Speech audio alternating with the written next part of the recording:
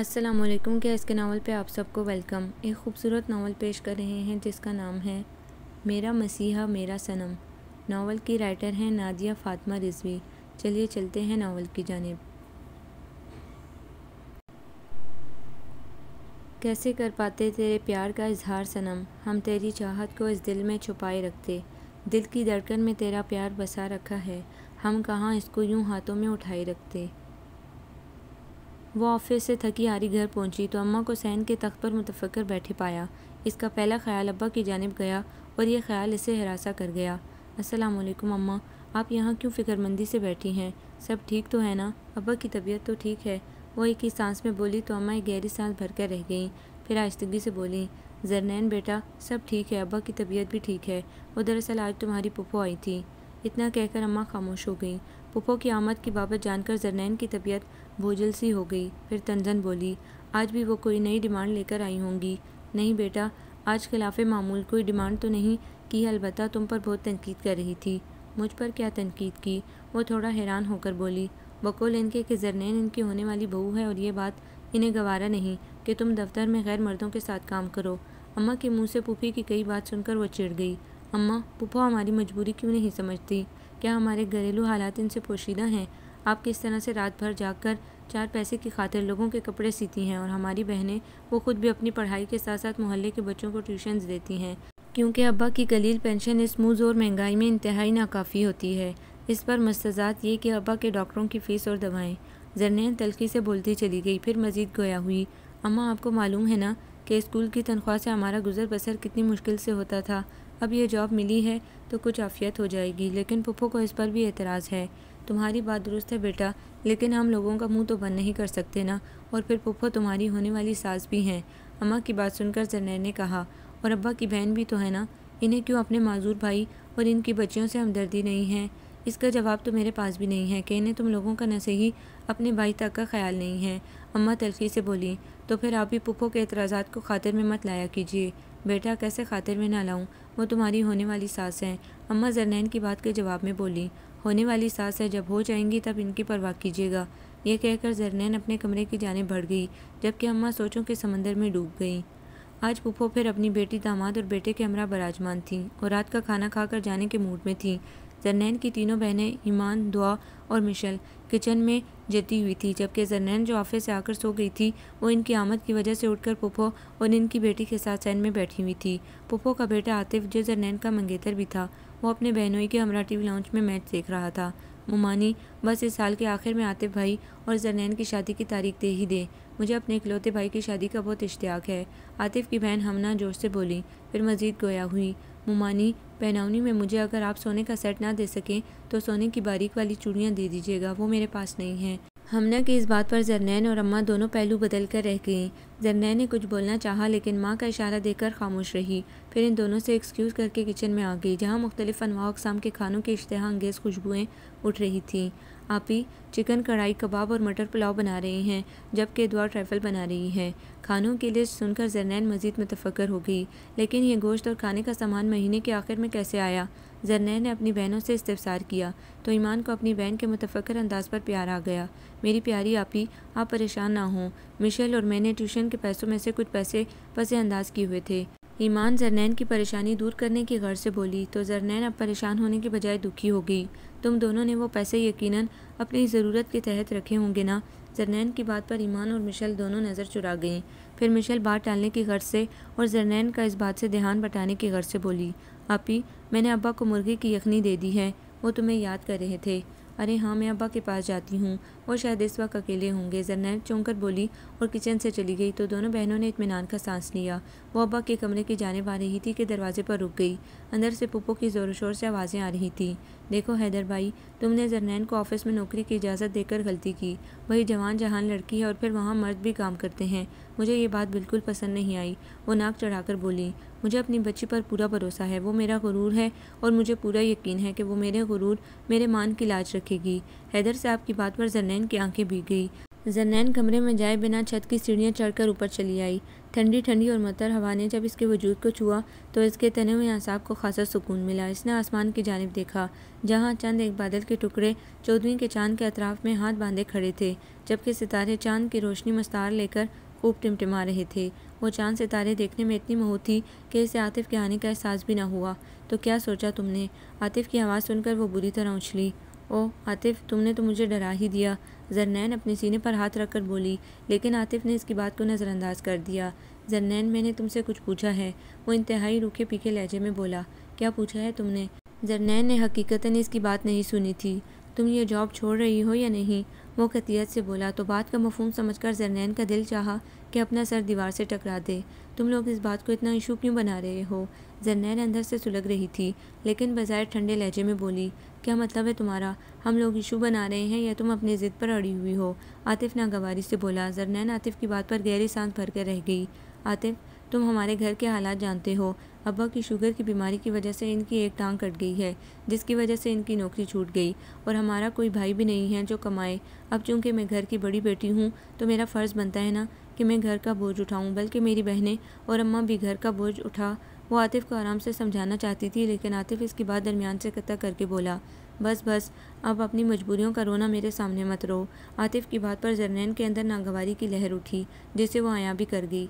मैं तुम्हारे सामने अपनी मजबूरी का रोना नहीं रो रही, और ना ही मदद की ख्वाहिशगार हूँ। बस मैं जो कर रही हूँ वो मुझे करने दो। वो दो टोक अंदाज में बोली।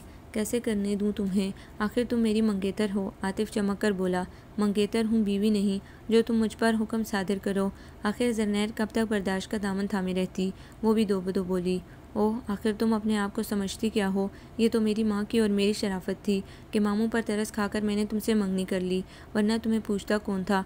और वह तुम्हारा अमीर कबीर ननियाल, जो तुम लोगों को मुंह भी नहीं लगाता। इससे अच्छे तो हम हैं कि अम्मा तुम्हें बहू बनाने को तैयार हो गई, और तुम बजाय हमारा एहसान मानने के हमें ही आंखें दिखा रही हो। आतिफ घटियापन पर पूरी तरह से उतर आया था। मुझे तुम्हारी इन सती बातों का कोई जवाब नहीं देना। जरनैन को आतिफ की बातों पर बेतहाशा इश्तियाल आया था, लेकिन वो सिर्फ अपने माँ बाप की खातिर आतिफ से इतना कहकर वहाँ से पलट आई, जबकि आतिफ वहाँ खड़ा पेचोताब खाकर रह गया। मामू के घर की तरफ से इनके बेटे तैमूर की शादी का गार्ड आया था। यह हकीकत थी कि जरनैन के ननियाल वाले जरनैन के घर वालों से बहुत कम मिला करते थे, और इसका असल मुहर्रिक तबकाती फ़र्क था। जरनैन बेटा, तुम्हारे मामू खुद ये कार्ड देकर गए हैं, और तुम सब बहनों को कहा है कि वो शादी से एक हफ़्ता पहले ही रहने आ जाएं। अम्मा खुशी खुशी जरनैन को बता रही थी। अम्मा, आप अच्छी तरह जानती हैं कि मोमानी जान को हम लोगों से ज़्यादा मेल जोल पसंद नहीं। बस ख़ास मौक़ों पर ही वो हमें याद कर लेती हैं, और मेरे ख्याल में हमें भी इनसे यूं ही मिलना चाहिए। हम भी ऐन वक्त पर तकरीब में जाकर शिरकत कर लेंगे। जरनैन सहूलियत से बोली तो अम्मा भी इसकी बात से मुतफ़िक़ होकर बोली, कह तो तुम ठीक रही हो। थोड़ा थोड़ा मिलने से कम अज़ कम मेरे भाई से ताल्लुक़ तो जुड़ा हुआ है, वरना तुम्हारी खाला तो मौक़ों पर भी हमें नहीं पूछती। अम्मा को उदास होता देखकर जरनैन ने एकदम बात पलटी। अम्मा, तैमूर तो नकाश से छोटा है। मामू को पहले नकाश की शादी करना चाहिए थी ना?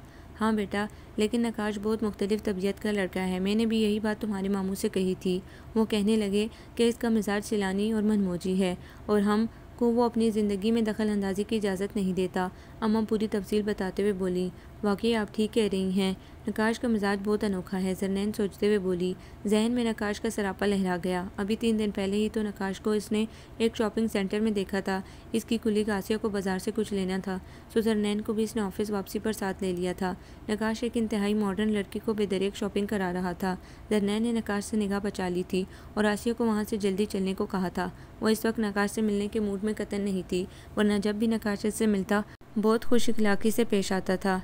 ईमान कॉलेज से घर वापस आई तो कुछ परेशान सी थी। शाम तक वो उलझी रही। जरनैन ने ईमान की परेशानी भांप ली। ईमान, क्या बात है, तुम कुछ परेशान हो? जरनैन ने इस्तिफसार किया तो ईमान चौंक गई। नहीं आपी, बस ऐसे इम्तिहान की कुछ फिक्र हो रही है, वो बात बनाते हुए बोली। लेकिन जरनैन मुतमईन ना हुई। नहीं चंदा, कोई ना कोई बात तो ज़रूर है, अपनी आपी को नहीं बताऊंगी। जरनैन इसे प्यार करते हुए बोली तो ईमान की कुछ हिम्मत बंदी। वो आपी, दरअसल बात यह है कि वो ज़रा सा हिचकिचाई। हाँ बोलो जानू, क्या बात है? जरनैन प्यार से बोली। मेरी एक टीचर है मिसेस हारिस, वो अपने भाई के लिए हमारे घर आना चाह रही हैं। काफ़ी अरसे से वो बज़िद हैं। ओह, तो ये बात है, जरनैन खुश होकर बोली। फिर मज़ीद गोया हुई, तो ये बात कहने में तुम इतना झिझक क्यों रही थी? आप ही आप बड़ी हैं, पहले आपकी शादी होना चाहिए ना। ईमान ने अपने दिल की बात कही तो जरनैन बेसाख्ता हंस दी। मेरी बहना, ये सब किस्मत के खेल हैं, किसका वक्त पहले आ जाए ये तो तकदीर की बात है ना, और मुझे ऐसा लग रहा है कि मेरी प्यारी सी बहना का दुल्हन बनने का वक्त आ गया है। आखिर में वो उसे छेड़ते हुए बोली तो ईमान शर्मा गई। जरनैन ने अम्मा को बताया तो वो भी खुश हुई, लेकिन इसके साथ साथ इन्हें जरनैन की भी फिक्र हो गई। बेटा, तुम ईमान से 3 साल बड़ी हो, पहले तुम रुखसत हो जाती तो अच्छा था, अम्मा धीरे से बोली। ओफो अम्मा, अगर कुदरत की तरफ से ईमान का वक्त पहले आ गया तो हम क्या कर सकते हैं, बल्कि हमें तो खुश होना चाहिए कि अल्लाह ताला हमारी ईमान के लिए इतना अच्छा रिश्ता भेज रहा है। जरनैन अम्मा को कायल करते हुए बोली तो अम्मा खामोश रहीं। जरनैन की बात इनके दिल को लग रही थी। ठीक है बेटा, तुम ईमान से कहो कि मिसेज हारिस किसी दिन हमारे घर आ जाएं, अम्मा धीरे से बोली तो जरनैन खुश हो गई।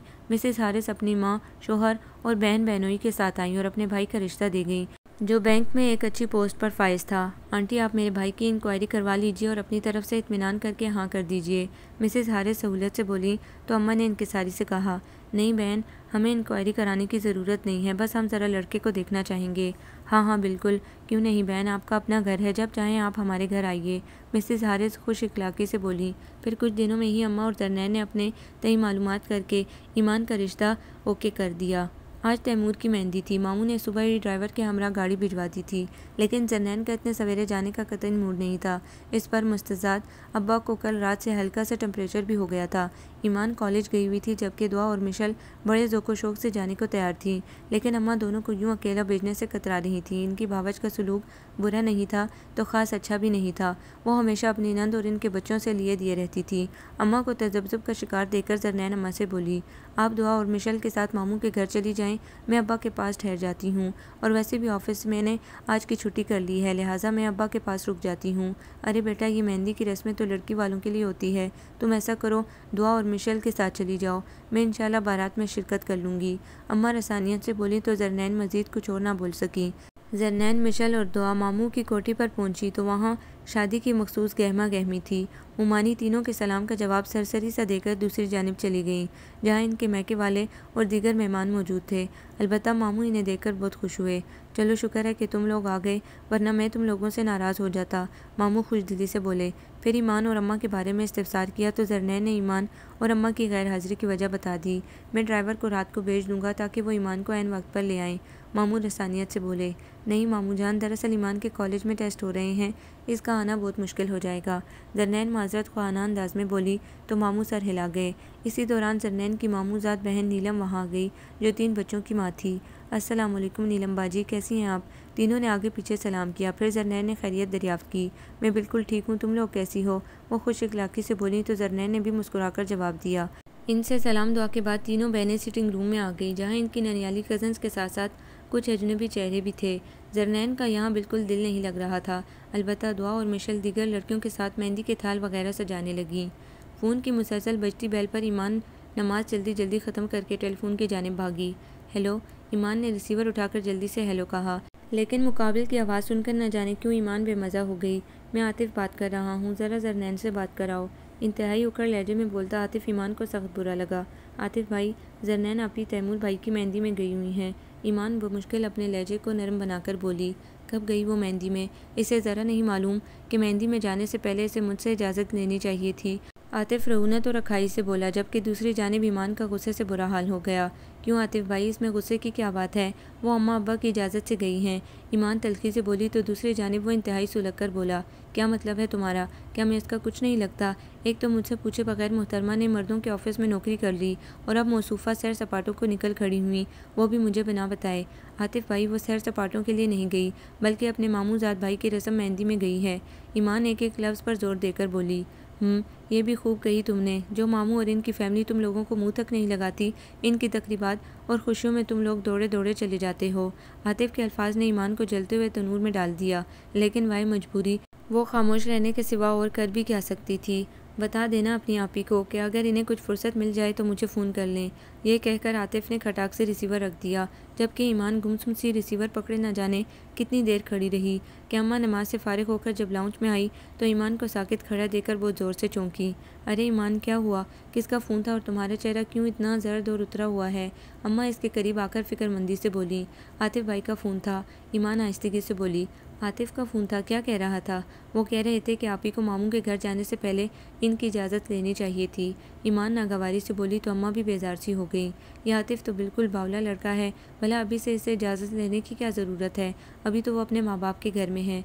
अम्मा, जब आतिफ भाई शादी से पहले आप ही को इतनी पाबंदियों और सख्तियों में रख रहे हैं तो शादी के बाद तो न जाने क्या सलूक करेंगे मेरी नाजुक और हसास आप ही के साथ। ईमान इंतहाई फिक्रमंदी से बोली तो अम्मा भी एक गहरी सांस भर कर रह गईं। बेटा, यही खदशात तो मुझे रात दिन किसी नाक की तरह डसते रहते हैं। मेरी जरनैन फूलों से ज़्यादा नर्म नाजुक और आतिफ इतना उखड़ और सख्त मिजाज इंसान, संगलाक चट्टान की मानिंद। अम्मा अफसोस और तासुफ से बोली तो अम्मा, ये तो फिर आंखों देखी मक्खी निगलने वाली मिसाल हुई। आप क्यों जानबूझकर आप ही को इस अंधे कुएं में फेंक रही हैं जहाँ आप ही के लिए कोई भी रोशनी का रोज़न और खुशी के टिमटिमाते जुगनू भी ना होंगे? ईमान रुहासी होकर बोली। फिर मज़ीद गोया हुई। अम्मा, आप प्लीज़ आप ही का ये रिश्ता ख़त्म कर दीजिए। ये इतना आसान नहीं है। क्या तुम अपनी पुप्पो को नहीं जानती? वो पूरे ख़ानदान में मेरी बच्ची के शिफाफ किरदार पर छींटे उछालेंगी। और फिर मेरी 2 बेटियाँ और भी तो हैं। इनके मुस्तकबिल पर क्या असर पड़ेगा? कौन आएगा इन्हें ब्याहने? अम्मा खौफजदा सी होकर बोली। ओफ़ो अम्मा, आप क्यों इतना डरती हैं? अल्लाह पर भरोसा रखिए, वो इंशाअल्लाह मिशल और दुआ के नसीब भी खोल देगा। और जरनैन आपी को भी आतिफ भाई से लाखों गुना अच्छा बर मिल जाएगा। बस एक बार आप खुद पर और इस ज़ात पर भरोसा कीजिए जिसके दस्ते कुदरत में सब कुछ है। ईमान अम्मा की हिम्मत बांधते हुए बोली। वो फितरतन डरपोक और कम हिम्मत औरत थी। हैदर साहब के साथ जब शादी होकर आई थी तब से ये अपने ससुराल वालों से दबती आई थी। इन्हें दबता देखकर इनके ससुराल वाले इन पर हावी हो गए थे। वो आतिफ से जरनैन का रिश्ता हरगिज़ नहीं करना चाहती थी, लेकिन अपने शौहर की ख्वाहिश और अपनी नन के जारहाना तबीयत के बायस इन्होंने अपने लबों पर कफल डाल लिए थे। हैदर साहब को आतिफ की इस कदर खोटी तबीयत का अंदाज़ा नहीं था, वगरना वो शायद कभी भी ये रिश्ता तय ना करते। आतिफ इतना अयार और मकार था कि अपने मामू के सामने इंतहाई सआदतमंद और फरमाबरदार भांजे की तरह आता था। वो इस रिश्ते से इतना मुतमईन थे कि अम्मा की हिम्मत ना होती कि इन्हें आतिफ के असल रंग से आगाह करती। एक तो माजूरी ऊपर से बेकारी ने इन्हें इतना हसास और ज़िंदगी से बेजार कर दिया था कि अक्सर व बेशतर वो अपनी मौत की खुद दुआएं मांगते थे। ऐसे में इन्हें यह बता दिया जाता कि आतिफ जरनैन के किसी तौर पर काबिल नहीं, तो शायद ये सदमा इनके दिलो दिमाग में बहुत कारी ज़रब लगा देता। अल्लाह ताला पर भरोसा है मुझे ईमान, अम्मा आहिस्तगी से बोली। फिर मज़ीद गोया हुई। अब आतिफ जरनैन से लड़ेगा। हाय मेरी बच्ची कहाँ फंस गई? अम्मा की बात सुनकर ईमान भी उदास हो गई। रेड कलर के शेफून जारजट के सूट में कॉपर रंग के मोतियों से बने काम के सूट में जरनैन बहुत प्यारी लग रही थी। अपने शोल्डर कट बालों को पिनअप करके चेहरे पर हल्का हल्का मेकअप किए वो आज बहुत मुख्तलिफ लग रही थी। अलबत्ता ज्वेलरी के नाम पर इसने सोने के टॉप्स पहने हुए थे, क्योंकि ज्वेलरी का इसे बिल्कुल शौक नहीं था, जबकि सोने के ये टॉप्स वो हमेशा पहने रखती थी, जो इसे बहुत ज़्यादा अजीज़ थे, क्योंकि ये टॉप्स अब्बा ने इसे मैट्रिक में पोजीशन लाने पर गिफ्ट किए थे। ग्रीन और गोल्डन इम्तिजाज के पेशवाज और पजामे में मिशेल और आछी गुलाबी पेशवाज पजामे में दुआ भी बहुत प्यारी लग रही थी। मेहंदी का इंतज़ाम शहर के मारूफ होटल में था। दुआ और मिशेल बहुत इंजॉय कर रही थी, मगर जरनैन का सारा ध्यान अब्बा की तबीयत की जानिब था। आज सुबह यहाँ आते वक्त वो अपना मोबाइल भी घर छोड़ आई थी। तमाम लड़कियाँ बड़े ज़ोर शोर से गाना गाने में मसरूफ़ थीं और इस शोर से जरनैन के सर का दर्द भी बढ़ गया था। अरे जरनैन, तुम वहाँ अकेली क्यों बैठी हो? भाई तुम भी लड़कियों के साथ गाने गाओ। जरनैन की छोटी मुमानी ने इसे यूँ अकेला बैठा देखा तो इंतहाई खुश इखलाक़ी से बोली, नहीं छोटी मुमानी, मैं यहाँ बिल्कुल ईजी हूँ। वो छोटी मुमानी के इस इखलाक़ की वजह बखूबी जानती थी। इस वक्त वो अपनी बेटी के होने वाले ससुराल वालों के साथ मौजूद थी। वो इन लोगों को ये तासुर देने की कोशिश कर रही थी कि इनके ताल्लुकात अपने ससुराल वालों से कितने अच्छे हैं। जरनैन इधर उधर निगाह दौड़ा रही थी कि एक शख्स पर इसकी निगाह एक पल को ठहरी। ओ नकाश, यही पाकिस्तान में है। इंतहाई रफ हुलिये में हमेशा की तरह नकाश तमाम महफिल में मुनफरिद और अलग लग रहा था। कई लड़कियों की निगाहों का मरकज़ बना हुआ था, जबकि इसके पहलू में ब्लैक रंग की फैंसी साड़ी, जिसके स्लीवलेस ब्लाउज में सफ़ेद नगों का इंतहाई दिलकश और नाजुक काम किया हुआ था, और इसी के हमरंग ज्वेलरी पहने वो ब्लैक ब्यूटी भी हरगिज़ नज़रअंदाज किए जाने के लायक नहीं थी। वो नकाश के साथ गर्दन अकड़ाई मगरूराना मुस्कुराहट लिए ऐसे घूम रही थी जैसे किसी रियासत की शहजादी हो। थोड़ी देर बाद नकाश लेडीज साइड पर आया तो इसकी निगाह अलग थलग बैठी जरनैन पर पड़ी। वो इस लड़की के हमरा जरनैन के पास चला आया। ओ जरनैन, ये तुम हो? कितने अरसे बाद तुम्हें देखा है। नकाश हैरत से बोला तो जरनैन ने मुस्कुराकर नकाश को सलाम किया। वो नकाश की अजीबो गरीब फितरत से खूब वाकिफ़ थी। वो अपने घर वालों से क्या पूरी दुनिया से हटकर था। बकौल ईमान के मैंने नकाश भाई जैसा अनोखा बंदा आज तक नहीं देखा। अब नकाश अपनी फ्रेंड से जरनैन का तारुफ करा रहा था। और सुनाओ हनी, तुम्हारे मंगेतर का क्या हाल है? नकाश बोला। वो ठीक है, आप सुनाए, अमेरिका से कब आए? जरनैन नरम लहजे में बोली, मैं पिछले हफ्ते आया था और अब तैमूर के वलीमे की रात बिजनेस के सिलसिले में टोरंटो चला जाऊंगा। नकाश अपने मखसूस अंदाज में बोला तो जरनैन मुस्कुराकर बोली, आप तो हमेशा ही मसरूफ़ रहते हैं। ओ नकाश, यहाँ से चलो, मुझे यहाँ बहुत घुटन हो रही है। इंतहाई दिलकश सी निस्वानी आवाज़ पर नकाश और जरनैन ने चौंक कर इसे देखा। दोनों ही थोड़ी देर के लिए इसे फरामोश कर गए थे। ओके डियर, फिर मुलाकात होगी, जरनैन से कहकर बिना इसका जवाब सुने वो इस लड़की के साथ चलता बना। वाकई नकाश बड़ा अनोखा इंसान है, जरनैन खुद से बोली, फिर खुद ही मुस्कुरा दी। अब्बा की तबीयत कुछ ज़्यादा ही ख़राब हो गई थी, लिहाजा जरनैन ने मोहल्ले के डॉक्टर से मशवरा करके इन्हें करीबी अस्पताल में एडमिट करवा दिया था। वो अजीब बहकी बहकी बातें कर रहे थे। जरनैन, मेरे जाने का वक्त शायद आ गया है, तुम अपनी छोटी बहनों का ख्याल रखना। अब्बा टूटे फूटे लहजे में जरनैन से बोले तो जरनैन की आंखें गोया समंदर बन गई। अब्बा प्लीज़ ऐसी बातें मत करें, हमें आपके सहारे की ज़रूरत है, आपकी शफकत की ज़रूरत है, आप हमें छोड़कर कहीं नहीं जाएंगे। जरनैन ने कहते कहते आखिर में अब्बा का हाथ अपने हाथों में लेकर लजाजत से कहा, तो अब्बा के होंठों पर एक थकी थकी मुस्कुराहट फैल गई। बेटा, मौत तो बरहक है, इससे फरार किसी भी नफ्स को जुर्रत नहीं, हर नफ्स को मौत का जायका चखना है। वो इसे समझाते हुए बोले, आप ऐसी बातें करके क्यों हमें होला रहे हैं, मौसमी बुखार है आपको, इंशाल्लाह आप बिल्कुल ठीक हो जाएंगे। अम्मा रोती हुई जरनैन को अपने साथ लगाते हुए बोली, फिर जरनैन की तरफ मुतवज्जह होकर गोया हुई। जरनैन बेटा, तुम घर जाओ, ईमान, मिशल और दुआ के लिए हैं, वो हिरासा हो रही होंगी। अम्मा, मेरा अब्बा को छोड़कर जाने को दिल नहीं चाह रहा, जरनैन बेबसी से बोली। तो इसी दौरान पुप्पो और आतिफ दरवाज़ा खोलकर अंदर आ गए। हद हो गई भाभी, मेरा भाई अस्पताल में पड़ा है और मुझे किसी ने खबर तक ना की, पुप्पो अपने मखसूस अंदाज में पाटदार आवाज़ में बोली, जबकि आतिफ के चेहरे पर भी 12 बज रहे थे। जरनैन अपने तने हुए असाब को रिलैक्स करने की गर्ज से कमरे से बाहर आ गई और बालकनी में खड़े होकर अस्पताल की बाहर की भागती दौड़ती ज़िंदगी को देखने लगी। अभी इसे खड़े हुए थोड़ी ही देर हुई थी, अकब से आतिफ की सुलगती आवाज़ इसकी समातों से टकराई। तो मुझे एक फ़ोन तो कर सकती थी, वो सिर्फ तुम्हारे अब्बा नहीं, मेरे भी कुछ लगते हैं। आई एम सॉरी आतिफ, आज सुबह भागम भाग हम अब्बा को अस्पताल लाए थे, मैं अभी तुम्हें फ़ोन करने ही जा रही थी। जरनैन नरम लहजे में रसानियत से बोली, लेकिन आतिफ के बिगड़े तेवर हनूज बरकरार रहे। फिर हनकारा भरकर बोला, तुम कल किसकी इजाज़त से अपने मामू के घर फंक्शन में गई थी? आतिफ का जुमला सुनकर जरनैन ने इंतहाई तायुर के आलम में आतिफ को देखा। आतिफ, आप समझते क्यों नहीं, मैं मामू के घर अपने माँ बाप की इजाज़त से गई थी, वो ठोस लहजे में बोली। तो आतिफ को इसका जुमला इंतहाई बुरा लगा। हाँ, मैं तो दूध पीता बच्चा हूँ ना, जो मुझे कुछ भी समझ में नहीं आता।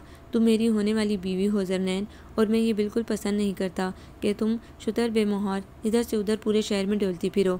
आतिफ बिना इधर उधर लोगों का लिहाज किए इसे सख्त लहजे में सुनाता चला गया। आतिफ, खुदा के वास्ते इस वक्त आप यहाँ से चले जाइए, मेरा जहन बहुत मुंतशिर है। जरनैन जब्त व बर्दाश्त का तेज़ गर्म घूंट निगलते हुए बड़ी मुश्किल से बोली। आतिफ इसके जवाब में कुछ न बोला, अलबत्ता एक कटीली निगाह इस पर डालकर वहाँ से चला गया, जबकि जरनैन ने अपने सर को दोनों हाथों में थाम लिया। जरनैन ने अम्मा को ज़बरदस्ती घर भेज दिया और ख़ुद अब्बा के साथ अस्पताल में रही। रात को मामू नकाश के हमरा अपने बहनोई को देखने अस्पताल आए तो जरनैन इन्हें देखकर थोड़ा हैरान हुई। अरे मामू, आप लोग, आज तो तैमूर भाई की बारात है ना? हाँ बेटा, लेकिन तुम तो जानती हो ना कि आजकल ये फंक्शन रात 12 बजे के बाद ही शुरू होते हैं। मैंने सोचा दूल्हा भाई को देखकर आ जाऊं, मामू मतानत से बोले। तो जरनैन ने भी ताईदी अंदाज में सर हिलाया। अब कैसे हैं अंकल? नकाश की आवाज़ पर वो इसकी जानिब मुतवज्जा हुई। अब तो अल्लाह ताला का शुक्र है कि बुखार नहीं है, लेकिन कमज़ोरी बहुत है। जरनैन गहरी नींद में मुस्तग़रिक़ अब्बा को प्यार भरी निगाहों से देखकर बोली, हनी, तुम्हें किसी चीज़ की ज़रूरत हो तो मुझसे कह देना। नकाश के केयरिंग अंदाज पर जरनैन होले से मुस्कुराकर सर इस बात में हिला गई। नकाश, आप अभी तक जरनैन को हनी बोलते हैं? मामू हैरत से बोले। नकाश बचपन से ही जरनैन को हनी कहता था, क्योंकि जरनैन को शहद खाने का बहुत शौक था। यस पापा, वो मुस्कुराकर बोला। तो जरनैन और मामू भी मुस्कुरा दिए। सुबह अम्मा के हमरा तीनों बहनें आ गईं तो जरनैन ने सोचा कि वो ऑफिस चली जाए। अब्बा की तबीयत भी काफ़ी बेहतर थी और चूंकि इसकी जॉब नहीं थी, लिहाजा वो ज़्यादा छुट्टियां अफोर्ड नहीं कर सकती थी, और वैसे भी शाम को अब्बा डिस्चार्ज भी होने वाले थे। जरनैन घर आकर ऑफिस जाने के लिए तैयार हुई और ऑफिस चली गई। शाम को वह डायरेक्ट ऑफिस से अस्पताल आ गई, जहाँ पुप्पो और आतिफ भी मौजूद थे। इन्हें यहाँ देखकर जरनैन की थकन मजीद दो चंद हो गई। पुप्पो और आतिफ को सलाम करके वो धीरे से अम्मा से बोली, अम्मा, मैं अस्पताल का हिसाब करके आती हूँ, फिर हम अब्बा को लेकर घर चलते हैं। वो बोली तो आहिस्ता आवाज़ में थी, लेकिन पास खड़े आतिफ ने सब कुछ बखूबी सुन लिया था। मैंने तमाम हिसाबात क्लियर कर दिए हैं, चलो घर चलने की तैयारी करो। आतिफ इंतहाई अकड़ कर मगरूर अंदाज में बोला। तो इसने अम्मा जान को तदीबी निगाहों से देखा। भला क्या ज़रूरत थी अम्मा को आतिफ से बिल जमा करवाने की? अब शायद तमाम ज़िंदगी तुम मुझे इस एहसान का ताना देते रहोगे आतिफ, जरनैन दिल ही दिल में बोली। ईमान के ससुराल वाले शादी पर जोर दे रहे थे। अम्मा खुद भी यही चाहती थी कि जल्द अज जल्द ईमान और जरनैन के फ़र्ज से सुबकदोश हो जाएं, जबकि अब्बा भी ये खबर सुनकर खुश हुए। चलो नेकबख्त, मैं अपनी ज़िंदगी में ये खुशी देख लूँगा। अब्बा की खुशी और तमानियत को महसूस करके वो भी मुतमईन हो गई थी। लेकिन जब पुप्पो से इस बाबत का तज़किरा किया तो वो मुँह बनाकर बोली, अभी तो मेरे आतिफ की जॉब लगी है, इसे थोड़ा सेट तो होने दो। मगर आपा, आपके भाई की ये ख्वाहिश है कि वो अपनी दोनों बेटियों की रुखसती अपने हाथों से करें। अम्मा रसानियत से बोली। ठीक है, मैं आतिफ, हमना और अपने दामाद से बात करके बताती हूँ। फूफो अपने मखसूस अंदाज में बोली और फिर 2 दिन बाद इन्होंने भी रजामंदी दे दी, लेकिन जहेज़ की एक लंबी फहरिस्त के साथ। अम्मा, हम किस तरह से फूफो की ये डिमांड्स पूरी करेंगे? जरनैन चीज़ों की इतनी लंबी फहरिस्त पढ़कर आवाज़ बाख्ता सी होकर बोली। बेटा, जब तुम्हारी फूफो ये फहरिस्त लाई थी, मैंने भी दबे दबे लहजे में इनसे इस बाबत इस्तिफ्तार किया था, लेकिन वो छिड़कर बोली, मेरा एक ही तो बेटा है, आखिर हमारे भी कुछ अरमान हैं। और फिर जरनैन इतने अरसे से जॉब भी तो कर रही है, यकीनन तुमने अच्छा खासा जोड़ लिया होगा। अम्मा तमाम तफसील बताते हुए गमगीन सी हो गई। अम्मा, आप फूफो से साफ कह दीजिए कि हम इनकी डिमांड्स पूरी नहीं कर सकते। जरनैन कतियत से बोली तो अम्मा ने दहल कर इसे देखा। नहीं बच्चे, हम ऐसा नहीं कह सकते। वो कहीं रिश्ता ना तोड़ दें, फिर सारे ख़ानदान में हमारी कितनी सुबकी होगी। अम्मा जल्दी से बोली। अम्मा, क्या इस पूरी दुनिया में आतिफ ही रह गया है मेरे लिए, और आप ख़ानदान वालों की क्यों इतनी फ़िक्र करती हैं? कोई आता है हमसे मिलने, जानते हैं सब कि हम पर कड़ा वक्त आ पड़ा है, कोई जानता भी नहीं है। ठंडे और धीमे मिजाज के जरनैन का ज़ब्त बिला आखिर जवाब दे गया। वो चिटक कर बोली तो कमरे में आती ईमान के कानों में भी जरनैन के अल्फाज पड़े। आप ही बिल्कुल ठीक कह रही हैं, क्या इस बड़ी दुनिया में सिर्फ आतिफ भाई ही रह गए हैं? अम्मा, आप देखिएगा, आप ही का नसीब कितना चमकदार और उजला होगा। ईमान अम्मा के ठंडे होते हाथों को अपने हाथों में लेते हुए बोली। और तुम्हारे अब्बा जो इतने खुश हैं, इन्हें मैं क्या बताऊं? अम्मा बेबसी से बोली तो दोनों बहनों की जुबान तालू से चिपक गई। फिर ईमान कदरे तवक्कुफ के बाद बोली, आप अब्बा को ये तो बताइए कि फूफो ने जहेज़ की इतनी लंबी लिस्ट भेजी है, और फूफो से भी वाजकाफ अल्फाज में कह दीजिए कि हम इनकी डिमांड्स पूरी नहीं कर सकते। ईमान नरमी से बोली। ईमान बिल्कुल ठीक कह रही हैं, आप अब्बा से नहीं तो फूफो से बात ज़रूर कीजिए। जरनैन ताइदी अंदाज में बोली तो अम्मा किसी गहरी सोच में डूब गई। अम्मा को फूफो से बात करने का मौका ही नहीं मिला। अगले दिन आतिफ जरनैन को बताए बिना इसके ऑफिस में आ धमका।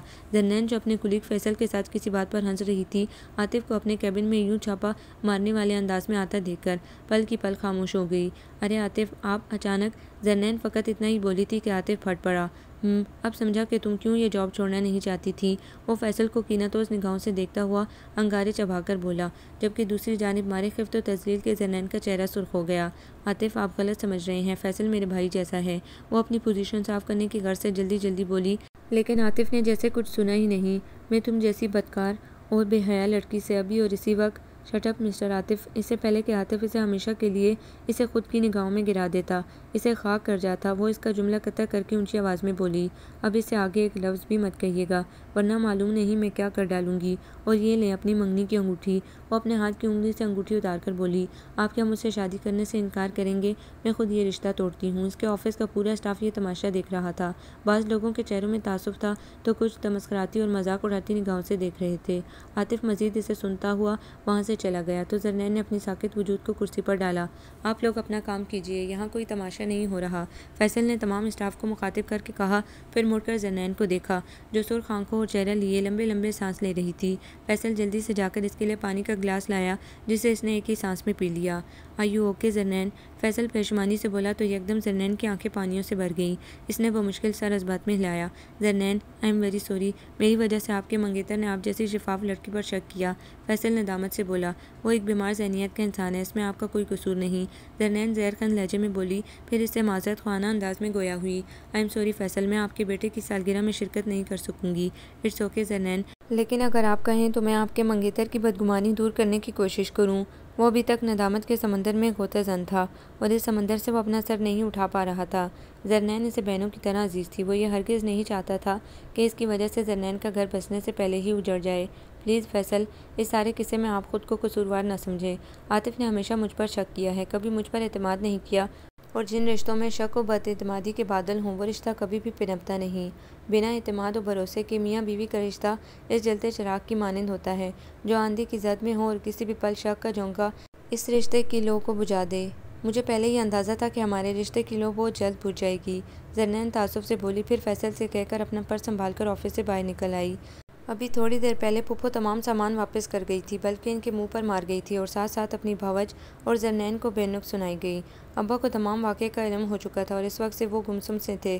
घर में एक सोगवारी सी कैफियत कायम थी, लेकिन जरनैन का दिल बहुत मुतमईन था, क्योंकि जब पुप्पो ने अब्बा को जरनैन के करतूत बताने चाहे तो इन्होंने ये कहकर खामोश कर दिया कि मेरी बेटी बेटी नहीं बल्कि मेरा बेटा है, मेरा दायां हाथ, और मुझे इस पर पूरा भरोसा है। ये सुनकर पुप्पो और ज़्यादा खुलस गई थी। उस दिन के बाद से जरनैन ऑफिस नहीं गई थी। इसके अंदर लोगों की मजाक उड़ाती मायूस निगाहों को बर्दाश्त करने की ताब नहीं थी। अब वो किसी दूसरी जगह जॉब के लिए कोशिशें कर रही थी, साथ साथ ईमान की शादी की भी तैयारियों में हिस्सा ले रही थी। फुरकान इंटरप्राइजेस से जरनैन इंटरव्यू देकर निकली तो गेट से बाहर इसकी मुलाकात नकाश से हो गई। तुम यहाँ कैसे? नकाश ने अपने मखसूस अंदाज में इस्तफसार किया।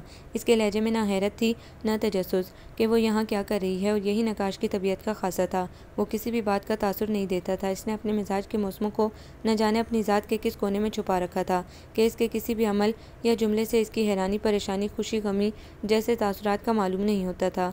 दरअसल मैं यहाँ इंटरव्यू देने आई थी, जरनैन ने जवाब दिया। तो पहले वाली जॉब तुमने छोड़ दी? जी वो छोड़ दी, जरनैन ने मुख्तसर जवाब दिया। ओके, फिर समझो तुम्हें यहाँ जॉब मिल गई। वो फिर अपने मखसूस अंदाज में बोला, लेकिन जरनैन बेतहाशा खुश हो गई। सच नकाश, अगर ऐसा हो जाए तो बहुत अच्छा हो, वो एक्साइटेड होकर बोली। हनी, हो जाए नहीं, समझो हो गया। नकाश के इस जुमले ने इसे गहरे इत्मीनान से नवाज दिया। अच्छा चलो, मैं तुम्हें घर छोड़ देता हूँ, पुप्पो जान से भी मुलाकात हो जाएगी। वो गाड़ी की जानिब मुड़कर बोला। तो जरनैन ने भी इसकी तकलीद की।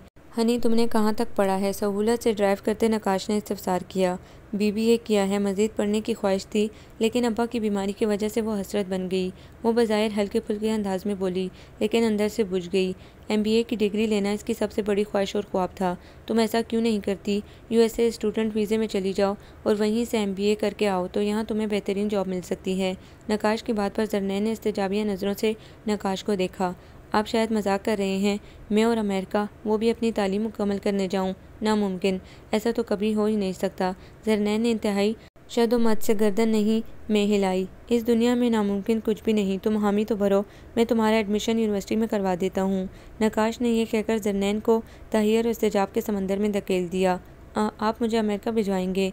वो बेयकीनी की कैफियत में घिर कर बोली। वहाँ मेरा दोस्त अपनी वाइफ के साथ रहता है, तुम उन लोगों के साथ रह लेना। महज 2 साल की तो बात है, फिर तुम्हारा फ्यूचर बहुत शानदार होगा। नकाश इसकी हैरानी को खातिर में लाए बगैर बोला। मैं सोच कर आपको बताऊँगी। जरनैन फ़कत इतना ही कह सकी, लेकिन अंदर से वो अच्छी खासी उलझ गई। ईमान की शादी बखैर आफियत अंजाम पा गई तो अम्मा और जरनैन ने सुख का सांस भरा। सारा घर इस पल ऊंधा पड़ा हुआ था। वो जल्दी जल्दी घर समेटने लगी। जरनैन बेटा, कल सुबह कर लेना, तुम भी बहुत थक गई होगी। अम्मा इसे काम करता देखकर मोहब्बत और शफकत से बोली। नहीं अम्मा, कल सुबह मुझे ऑफिस जाना है। फुरकान इंटरप्राइजेस में जॉब करते इसे महज 1 महीना ही हुआ था। वो नकाश की दिल से ममनून और मशकूर थी कि इसके तवसत से जल्दी दूसरी जॉब मिल गई थी। आज चूँकि ईमान की रुखसती थी, लिहाजा इसने छुट्टी कर ली थी, लेकिन कल इसे हर कीमत पर ऑफिस जाना था। ईमान की रुखसती में नकाश भी आया था, वही रफ्सा हुलिया और बेपरवाह अंदाज लिए, जबकि मामू मुमानी अमेरिका गए हुए थे। थोड़ी देर बाद मिशेल और दुआ भी कपड़े बदल कर जरनैन का हाथ बटा रही थी। फुरकान इंटरप्राइजेस में जॉब करके वो खासी मुतमईन थी। एक तो ऑफिस का माहौल दीगर दफातर के मुकाबले में काफ़ी साफ़ सुथरा था, और दूसरा फुरकान जो जरनैन का एमडी था, वो नकाश का बहुत अच्छा दोस्त भी था। अभी इसने चंद दिन सुकून से गुजारे थे कि अब्बा जान को फालिज का अटैक हो गया। दुआ, मिशेल और ईमान का रो रोकर बुरा हाल था। खुद अम्मा जान भी काफ़ी निढाल थी। ऐसे वक्त में सिर्फ जरनैन थी जो ज़ब्त और सब्र का दामन बड़ी मुश्किल से थामे बैठी थी। फालिज का असर अब्बा जान के दिमाग पर भी हुआ था, जिसकी वजह से वो मुस्तकिल गुनूदगी में थे। अभी पिछले माह तो ईमान की शादी जरनैन और अम्मा जान ने बड़ी मुश्किलों से अपनी सफ़ेद पोशी का भरम रख कर की थी। अस्पताल के अखराजात, दवाइयों का खर्च जरनैन की सकत से बाहर होता जा रहा था। ऑफिस से इसने पहले ही एडवांस सैलरी भी ले ली थी। एक तरफ तो अब्बा की हालत की फ़िक्र और दूसरी जानिब पैसों की परेशानी। जरनैन बेतहाशा परेशान थी। डॉक्टर्स अब्बा के मज़ीद कुछ टेस्ट कराना चाहते थे, लेकिन जरनैन और अम्मा के हाथ बिल्कुल खाली थे। ईमान और इसका शौहर बासित रोज़ अब्बा को देखने आते थे, लेकिन जरनैन ने इन दोनों के सामने इस बात का बिल्कुल तज़किरा नहीं किया था। वैसे भी वो इस घर का दामाद था, बेटा नहीं जिससे रकम मांगी जाती। मामू भी बिजनेस के सिलसिले में मुल्क से बाहर थे, वरना वो खुद ही अपनी खुददार बहन के हाथ में चुपके से रकम रख जाते। इंतहाई बेबस और लाचार होकर जरनैन ने नकाश का मोबाइल नंबर मिलाया। दूसरी जानिब बेल तवातर से जा रही थी, लेकिन नकाश मोबाइल रिसीव नहीं कर रहा था। तीसरी बार जब इसने नंबर मिलाया तो दूसरी बेल पर नकाश की नींद में डूबी आवाज़ उभरी। हेलो नकाश, मम, मैं जरनैन बात कर रही हूँ। जरनैन ने झिझक कर अपना तारुफ कराया तो नकाश के असाब पर छाया नींद का खुमार कुछ कुछ छुटा। हनी, खैरियत तो है? वो अपने मखसूस लहजे में बोला। मैंने आपको डिस्टर्ब कर दिया, आप शायद सो रहे थे। जरनैन पेशमानी से बोली। इट्स ओके, सब खैरियत तो है ना? वो सहूलत से बोला तो इस पल जरनैन को लगा जैसे सब्र का दामन इसके हाथों से छूट जाएगा। ठीक नहीं है नकाश, अब्बा को फालिज का अटैक हुआ है। बोलते बोलते इसकी आवाज़ रंध गई। तो मुझे बताओ कौन से अस्पताल में है वो? नकाश जल्दी से बोला और फिर अस्पताल का नाम सुनकर बोला। ओके, मैं आधे घंटे में वहाँ पहुँचता हूँ। ये कहकर इसने मोबाइल ऑफ कर दिया। ठीक आधे घंटे बाद नकाश अस्पताल में मौजूद था। इसने फिलफौर अब्बा को एक मारूफ प्राइवेट अस्पताल में मुंतकिल किया और तमाम टेस्ट करवाए। टेस्ट की रिपोर्ट शाम को आई तो इस वक्त भी नकाश वहीं मौजूद था। डॉक्टर्स अब्बा की रिपोर्ट देखकर खासे मायूस थे क्योंकि फालिज के अटैक की बदौलत इनका दिमाग आधे से ज़्यादा नाकारा हो चुका था। डॉक्टर्स की ज़ुबानी यह अलमनाक खबर सुनकर मिशेल, दुआ और ईमान बेतहाशा रोने लगी। लेकिन नकाश ने देखा कि जरनैन इंतहाई ज़ब्त से लब भींजे अपनी माँ को सीने से लगाए चुपचाप खड़ी थी। तकरीबन एक हफ्ता मौत और सेहत की कशमकश में झूलते अब्बा बिला आखिर ज़िंदगी की बाजी हार गए और मौत के मुहिब और तारीख सफ़र के मुसाफिर बन गए। नकाश काफ़ी दिन से जरनैन को नोट कर रहा था कि वो अपनी माँ और बहनों को बखूबी संभाल रही है, लेकिन इसे संभालने वाला कोई नहीं था। हत्ता कि जब अब्बा का जनाजा उठा तो वो अपनी बहनों को संभाले बस छुपके रो रही थी। स्वयं के बाद जब तमाम मेहमान अपने अपने घरों को सुधार गए तो घर जैसे काटने को दौड़ने लगा। जरनैन ने फ़िलहाल ऑफिस से छुट्टियां ले ली थी। वो समझती थी कि घर वालों को इस नाजुक घड़ी में इसकी कितनी ज़रूरत थी। अम्मा भी बैठे बैठे रोने लगती और फिर अम्मा को देखकर दुआ और मिशेल भी बेकाबू हो जाती। जरनैन को अपने बाप के वो अल्फाज अभी तक अजबर थे कि जरनैन मेरी बेटी नहीं बल्कि बेटा है और वो इस घर का बेटा बनकर दिखाना चाहती थी। तभी अपने दुख पर इसने ज़ब्त व बर्दाश्त के पहरे बिठा रखे थे। पुप्पो सिर्फ मौत के दिन आई और जल्द ही चली गई। इसके बाद भूले से भी झांक कर नहीं देखा। अलबत्ता नकाश हर रोज़ थोड़ी देर के लिए ज़रूर चक्कर लगाता था। वो इशा की नमाज़ पढ़कर फारिग हुई तो हस्ब आदत हवाखोरी के घर से ऊपर छत पर आ गई। वसी और बेकरार नीलगू आसमान के बिल्कुल वस्त में 14वीं का चांद आज इसे कमलाया हुआ महसूस हुआ। उदास और मायूस चांद की चांदनी में भी आज दूधियापन की जगह गंदापन था। इससे लगा जैसे सितारे भी मुज़महिल और मलूल से आसमान की गोद में बैठे हैं। सच कहते हैं कि मौसम इंसान के अंदर होते हैं। अगर हमारे अंदर का मौसम अच्छा होता है तो बाहर का हर किस्म का मौसम हमें प्यारा लगता है, वगरना इसके बरक्स होता है। जरनैन न जाने कहाँ कहाँ सोच की वादियों में निकल जाती जब नकाश की आवाज़ ने इसकी महवियत को चनाके से तोड़ा। यह आसमान पर इतने गौर से क्या देखा जा रहा है? नकाश अपने मखसूस लहजे में बोला तो जरनैन ने इसे बेतहाशा चौंक कर देखा और फ़ौरन सलाम किया। फिर अपने इन्हिमाक की वजाहत करते हुए बोली, बस कुछ खास नहीं, मुझे हमेशा आसमान को देखना अच्छा लगता है। अच्छा, और क्या क्या अच्छा लगता है? नकाश ने इस्तफसार किया तो न जाने क्यों उदास सी जरनैन और ज़्यादा मुज़महिल और मलूल सी हो गई। अब मुझे कुछ भी अच्छा नहीं लगता नकाश, ऐसा लगता है कि दुनिया के सारे रंग एक ही झटके में बेरंग हो गए हों। कायनात मुझे बहुत फीकी फीकी से लगने लगी है। मुझे ये दुनिया अच्छी नहीं लग रही। बोलते बोलते जरनैन की आवाज़ भर आई और नकाश यही चाहता था कि वो किसी के सामने अपने गम और दुख को आंसुओं की सूरत में बाहर निकाले, वरना ये आंसू जो इसके अंदर गिर रहे हैं वो जमकर कहीं ग्लेशियर की सूरत इख्तियार ना कर लें। हनी, माई स्वीट कज़न, मरने वालों के साथ मरा नहीं जाता। नकाश का इतना कहना था कि जरनैन मुंह हाथों में छुपाकर फूट फूट कर रोती। नकाश ने अज़राए हमदर्दी इसे अपने शाने से लगा लिया और बेखुद से अपने गम में डूबी जरनैन को ये मालूम ही ना हुआ कि वो कब नकाश के शाने से लगी इसका कंधा भिगो रही है। जब रोने में कमी आई तो चारों जानिब इसने मर्दाना परफ्यूम की महक को महसूस किया। इसने घबराकर सर उठाया तो खुद को नकाश से लगा देकर वो करंट खाकर इससे दूर हटी। Any problem Honey? नकाश इसके यूं बिलक कर हटने पर थोड़ा हैरान होकर बोला, आई एम सॉरी, मैंने आपकी शर्ट ख़राब कर दी। वो जानती थी कि यह हरकत नकाश के लिए कोई अहमियत नहीं रखती। वो जिस सोसाइटी में मूव करता था, जिस फैमिली से ताल्लुक़ रखता था, वहाँ ऐसी बातें बिल्कुल भी मायूब नहीं समझी जाती थी। और फिर इसकी आधी से ज़्यादा ज़िंदगी तो यूरोप में गुजरी थी। वो इंतहाई ब्रॉड माइंडेड था, मनफी इम्तियाज़ को दरखुर इतना ना समझता था। वैसे अगर दोबारा रोने का दिल चाहे तो मुझसे गले लगकर रो लेना, इस तरह अकेले आसमान को देखने खड़ी मत हो जाना। नकाश आम से लहजे में बोला, लेकिन जरनैन इसकी बात पर सटपटा गई। वाकई नकाश, तुम बहुत अनोखे हो, वो दिल ही दिल में खुद से बोली। महंगाई के मुँहज़ोर तूफ़ान में जरनैन की कलील तनख्वाह में घर चलाना अम्मा के लिए मुश्किल होता जा रहा था। मिशेल और दुआ के ट्यूशन के पैसे भी नाकाफ़ी होते जा रहे थे। जरनैन सुबह जाती तो सरशाम थकी हारी घर में दाखिल होती। वो अपनी सारी तनख्वाह अम्मा के हाथ में थमा देती। अम्मा अंदर ही अंदर अज़हद परेशान थी कि किस तरह वो जरनैन से कहें कि घर का चलना काफ़ी मुश्किल होता जा रहा है। जरनैन समझ रही थी कि अम्मा ने गैस और बिजली के बिल भर दिए हैं, लेकिन जब सरचार्ज लग कर बिल आए तो जरनैन के अच्छे खासे छक्के छूट गए। अम्मा, क्या बिल 2 माह से जमा जमा नहीं हुए। वो फ़कत इतना ही बोली थी कि अम्मा को नदामत से चेहरा झुकाते देखकर इंतहाई शर्मिंदा हो गई। भला इस महंगाई में किस तरह वो घर का खर्चा चलाएं। कोई बात नहीं अम्मा, मैं जमा करवा दूंगी, वो जल्दी से बोली। अपनी माँ के चेहरे पर शर्मिंदगी के तासुरात देखकर इसका दिल चाहा कि ज़मीन फटे और वो इसमें समा जाए। हनी, तुम मुझसे पेपर मैरिज क्यों नहीं कर लेती? नकाश ने इंतहाई इत्मीनान से इसके सर पर बम फोड़ा। वट, आवाज़ भागता सी जरनैन फ़कत इतना ही बोल पाई। इसने न जाने कौन सी ताकत के ज़ेर असर अपनी परेशानियां नकाश के सामने आया कर दी थीं, जिसके जवाब में नकाश बिना सोचे समझे फ़ौरन बोला था, नकाश, आपको मालूम है कि आप क्या बोल रहे हैं? जरनैन अपने आप को संभाल कर बमुश्किल बोली। यस माय हनी, इस वक्त ना मैं नींद में हूँ ना नशे में, वो बेपरवाह अंदाज में बोला। फिर मज़ीद गोया हुआ, 15-20 हज़ार रुपये की जॉब करके तुम हरगिज़ अपना घर नहीं चला सकती। मैंने अमेरिका जाने की ऑफ़र की थी। मुझे मालूम है कि फूफो तुम्हें यूँ तनहा अमेरिका हरगिज़ जाने नहीं देंगी। अगर मैं तुमसे पेपर मैरिज कर लेता हूँ तो सब कुछ आसान हो जाएगा। तुम अपनी पढ़ाई के साथ वहाँ जॉब भी कर लेना। इस तरह तुम बहुत अच्छी तरह अपनी फैमिली को सपोर्ट कर सकोगी। नकाश की बात में वज़न ज़रूर था, लेकिन ये सब कुछ इतना आसान नहीं था। नकाश और जरनैन के घर वाले पेपर मैरिज को कैसे तस्लीम कर लेते? हनी, मैं सिर्फ तुम्हारी प्रॉब्लम्स की बिना पर यह बात कह रहा हूँ। इसे सोचों में मुस्तग़रिक़ देकर नकाश अपनी पोजीशन क्लियर करता हुआ बोला, मुझे मालूम है नकाश कि आप ये सिर्फ मेरी परेशानियों को ख़त्म करने की खातिर कह रहे हैं, लेकिन इतना कहकर वो खामोश हो गई। लेकिन क्या हनी? नकाश ने इस्तफ़सार किया। लेकिन पेपर मैरिज को मुआशरा किस नज़र से देखेगा? मेरे घर वाले, ख़ानदान वाले क्या सोचेंगे? वो अपनी सोचों को ज़ुबान देकर इन्हें आया कर गई।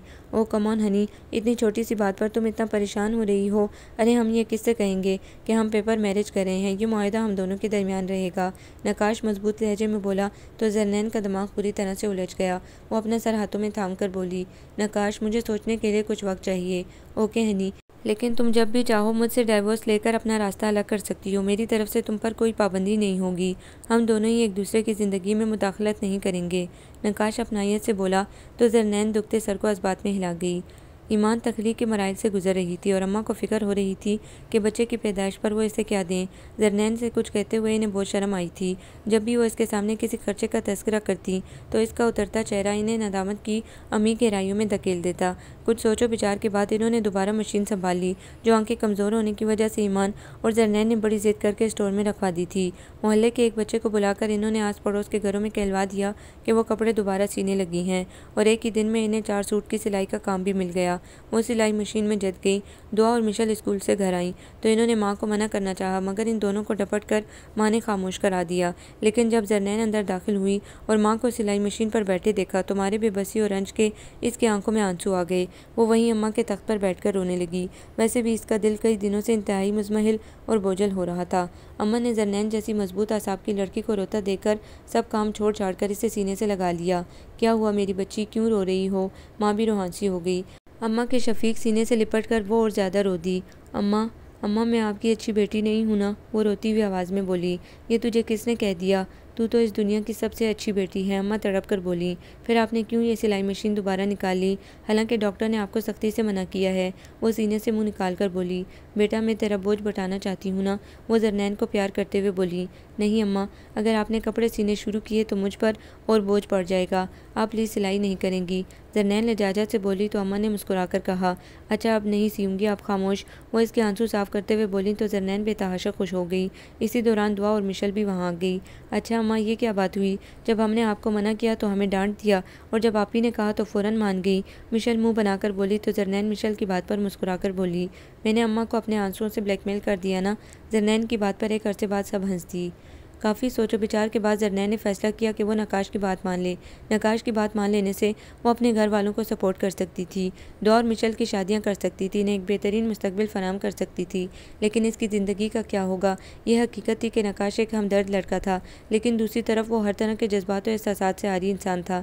इसे नहीं मालूम था कि लड़का और लड़की के दरमियान सिर्फ जिस्मानी ज़रूरत के अलावा और भी रिश्ता पिनप सकता है, जो इस दुनिया की हर चीज़ से ज़्यादा मुकद्दस, अनमोल और मुअत्तर रिश्ता है, जिसे कोई हसास दिल छू ले तो वो शायर बन जाता है, कोई इसे अपनी रूह में समो ले तो सरापा इसार बन जाता है। और वो रिश्ता है मोहब्बत का, चाहत का, जिसकी बदौलत ये दुनिया कायम है, और जिस रिश्ते की कोख से इखलास, हमदर्दी, गमसारी और दीगर रिश्तों ने जन्म लिया है। वो ये हरगिज़ नहीं जानता था कि महबूब का इंतज़ार कैसा होता है, इसकी कुर्बत का नशा क्या होता है, इसका रूठना कितना जानलेवा होता है, और इसका मनाना कितना दिलफरेब और दिल मोह लेने वाला होता है।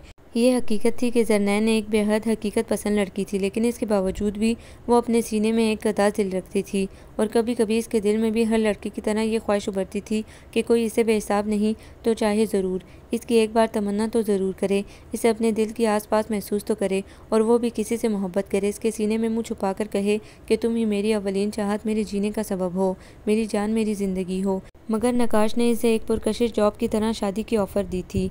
ये एक ऐसी शादी थी कि जिसमें ना जज्बात थे, ना एहसासात थे, ना प्यार व चाहत थी, ना मोहब्बत व तमन्ना, बल्कि इस पर मुतज़ाद नकाश ने इसे ये भी कह दिया था कि वो जब चाहे अपने रास्ते अलग कर सकती है। हाँ, इसने ठीक ही तो कहा। नकाश मेरी मदद करना चाहता है, इस दगरगुं कैफियत और नामसाज हालात से मुझे बाहर निकालना चाहता है और मैं ही इसके लिए बदगुमानी से सोचे जा रही हूँ। सोचते सोचते अचानक ज़रनैन की सोच का धारा दूसरी सिमत जा निकला। तो वो चौंक कर खुद से बोली, नकाश ने मेरी हर बुरे वक्त में मदद की है, वो मेरा मोहसिन है, मेरा मसीहा है और हमेशा रहेगा, और मैं मसीहा होने के नाते इसकी हमेशा इज़्ज़त करूँगी और कभी नहीं भूलूंगी कि वो मेरा मोहसिन है, मेरा सनम नहीं। वो खुद को तंबीह करते हुए बोली, फिर चादर मुंह तक ओढ़कर हल्की फुल्की होकर सो गई। बेल मुतवातिर जा रही थी, लेकिन नकाश मोबाइल रिसीव नहीं कर रहा था। जब चौथी बार बेल गई तो किसी की निस्वानी आवाज़ उभरी। ज़रनैन थोड़ा सा हड़बड़ाई, फिर इसने नकाश के मुतल्लिक पूछा। दूसरी जानिब काफ़ी शोरगुल हो रहा था, जैसे कोई फंक्शन या पार्टी हो रही हो।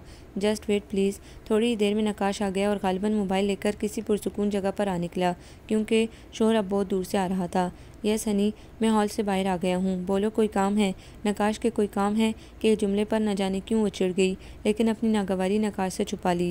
वो एक्चुअली नकाश, मैंने आपकी ऑफ़र पर गौर किया है, वो थूक निगलते हुए बोली। इस पल इसे नकाश से बात करना दुनिया का मुश्किल तरीन काम लग रहा था। कौन सी ऑफ़र हनी?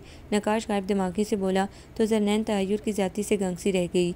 भला इतनी अहम बात नकाश के जहन से कैसे निकल गई? कोई बात नहीं नकाश, वो धीमे लहजे में बोली। दिल के चारों अतराफ उदासियों ने डेरा जमा लिया। ओह कम ऑन हनी, तुम कौन सी ऑफ़र? बोलते बोलते इसके जहन में जमाका हुआ। अच्छा, तुम पेपर मैरिज की ऑफ़र के बारे में बात कर रही हो? वो याद आने पर बोला तो ज़रनैन महज हूँ कहकर रह गई। ओके हनी, मैं मम्मी पापा को कल भेजता हूँ, फिर जल्दी तुम्हारे अमेरिका जाने का इंतज़ाम करता हूँ। अब तुम बिल्कुल रिलैक्स हो जाओ। ओके, मैं तुम्हारे साथ हूँ। ये कहकर इसने मोबाइल ऑफ़ कर दिया तो ज़रनैन एक बार फिर सोचों के भंवर में फंस गई। न जाने नकाश ने मुमानी जान को क्या कहकर यहाँ आने पर राज़ी किया था। वो मामू के साथ आ तो गई थी, लेकिन इनके चेहरे पर नागवारी और बेजारी की लकीरें वाज़ेह तौर पर खिंची हुई थी। अलबत्ता नीलम बाजी का रवैया नॉर्मल था। अम्मा इनकी आमद का मकसद जानकर अजब गुमुकू की कैफियत में थी कि वो खुश हों या हैरत का इजहार करें। अपनी बावज की फितरत से वो आगाह थीं कि यकीनन वो नकाश की मर्ज़ी की वजह से यहाँ ज़बरदस्ती लाई गई हैं। वो इसी अधेड़पन में मुब्तला थी कि हाँ करें या ना, जबकि अंदर से वो इस बात पर बेहद निहाल थीं कि इनके भाई ने इस साढ़े वक्त में ज़रनैन का रिश्ता मांगा। वो इसकी शादी की वजह से भी बेहद परेशान थी। नकाश बहुत अजीब मिजाज का लड़का है, कहता था कि मैं शादी जैसा फजूल काम अपनी पूरी ज़िंदगी में नहीं कर सकता, और कहाँ अब वो 15 दिन के अंदर अंदर शादी का कह रहा है। वो बात जो हम सालों से इसे समझा रहे थे कि शादी कर लो, वो इसकी समझ में ना आई और ना जाने अब अचानक इसे ये कैसे सौदा सवार हो गया। मुमानी रखाई से बोली तो अम्मा चुप रह गई। नीलम के साथ बैठी ईमान और ज़रनैन भी बखूबी मुमानी का तंज समझ गई। अच्छा भाई, तुम शादी की तारीख जल्द अज जल्द दे दो। मामू अपनी बीवी की बात के असर को ज़ायल करने की गर्ज से जल्दी से बोले। लेकिन भैया मैं सोच, अम्मा की बात दरमियान में ही रह गई जब मामू हतमी अंदाज में बोले, ज़रनैन मेरी भांजी है और इस पर सबसे ज़्यादा हक मेरा है। फिर अम्मा भी कुछ ना बोल सकी और मामू शादी की तारीख तय करके उठे। ठीक 15 दिन बाद वो नकाश के बेड पर इसकी सेज सजाए नोक पलक से तैयार बैठी थी। 15 दिन यूं चुटकी बजाकर गुजरे थे कि इसे कुछ भी सोचने का मौका ना मिला था। अब जहन थोड़ा रिलैक्स हुआ तो सोचें कतार दर कतार इसके जहन में चली आईं। नकाश ने मुझसे शादी सिर्फ मेरी मदद करने के लिए की है, इसे मेरी ज़ात से कोई दिलचस्पी नहीं है। फिर मैं क्यों अपना पोर पोर सजाए इसकी सेज पर महू इंतज़ार हूँ। वो तलखी से सोचने लगी, फिर बिस्तर से उठकर बाथरूम से मुहकर ड्रेसिंग रूम में चली आई और एक एक जेवर इंतहाई बेदर्दी से उतारकर ड्रेसिंग टेबल पर ढेर कर दिए। उरूसी और भारी लिबास से जान छुड़ाकर हल्का लेमन रंग का सूट जेब तन किया। बाथरूम से मुंह धोकर जब वो बाहर निकली तो नकाश को कमरे में दाखिल होते देखा। ओह नो, ये फूल मेरे बेड पर किसने सजाए हैं? वो सेज को देखकर बेजारी से बोला। यकीनन ये मेरे दोस्तों की कारस्तानी है, मैंने मना भी किया था कि मुझे ये सब फजूलियात बिल्कुल पसंद नहीं, वो खुद से बोला। फिर नौकरों को आवाज़ देकर इसे फ़ौरन यहाँ से समेटने का हुक्म दिया। ज़रनैन खामोशी से अपनी जगह पर इस्ताज़ा सारी कार्रवाई देखी गई। थोड़ी देर में बेड बिल्कुल साफ़ सुथरा था, कहीं भी किसी फूल का नामो निशान तक ना था। हनी डियर, मुझे बहुत नींद आ रही है, सो प्लीज़ एक्सक्यूज़ मी, नकाश ने नींद में डूबी आवाज़ में कहा। तुम चाहो तो मुझसे बेड शेयर कर लो, वरना सामने सोफ़ा कम बेड पर सो जाओ। वो हनूस पुराने लहजे में बोला तो जरनैन ने निगाह इसकी जानिब उठाए बिना कहा, मैं वहाँ सोफे पर ही सो जाऊँगी। नकाश ने इसका जवाब सुना नहीं, इसके करीब से निकलकर ड्रेसिंग रूम की जानिब चला गया, जबकि इस पल जरनैन को लगा जैसे सदियों की थकन इसके जिस्म में हलूल कर गई हो। वो भारी पड़ते कदमों को बमुश्किल घसीटती सोफे तक आई और अपना वजूद गिरा लिया। क्या मैंने नकाश से कागजी शादी करके अच्छा किया? वो खुद से इस्तफसार करते हुए बोली। नकाश जैसा भी है, मेरा रिश्ता तो सिर्फ पेपर तक महदूद है ना, कोई इसके अंदर से बोला। मगर क्या तुम नकाश से तलाक लेकर किसी दूसरे मर्द के साथ ज़िंदगी गुजार सकती हो? अंदर से एक और आवाज़ आई तो वो घबरा सी गई। औरत की ज़िंदगी में एक मर्द से ज़्यादा की गुंजाइश कतई नहीं होती। वो सिर्फ एक मर्द के लिए जीती है और इसी के लिए मरती है, चाहे वो नाम का शौहर ही क्यों ना हो। इसके अंदर की मशरकी लड़की बोली तो जरनैन ने थक कर अपना सर सोफे पर टिका दिया। यूं ही बेइरादा इसकी निगाह बेड पर पड़ी तो नकाश को मुँह ख्वाब पाया। वो न जाने कब कपड़े चेंज करके बिस्तर पर आकर सो गया था। फिर इसने कमरे का जायज़ा लिया जो नफासत और सलीके का मुँह बोलता सबूत था। क्या ये कमरा मेरे इस घुटन ज़्यादा कमरे से ज़्यादा अच्छा है, जहाँ सिर्फ एक खिड़की थी और 2 बिस्तर थे। छोटे से कमरे में एक टेबल और कुर्सी भी थी, जहाँ ईमान बैठकर लैंप की रोशनी में रात गए तक पड़ती थी और इन 2 मामूली बिस्तरों में दुआ और मिशल के साथ मैं घंटों बातें करती थी। सोचते सोचते जरनैन की आंखें भर आईं और एक कराब बेसाख्ता इसके होंठों से बरामद हुई।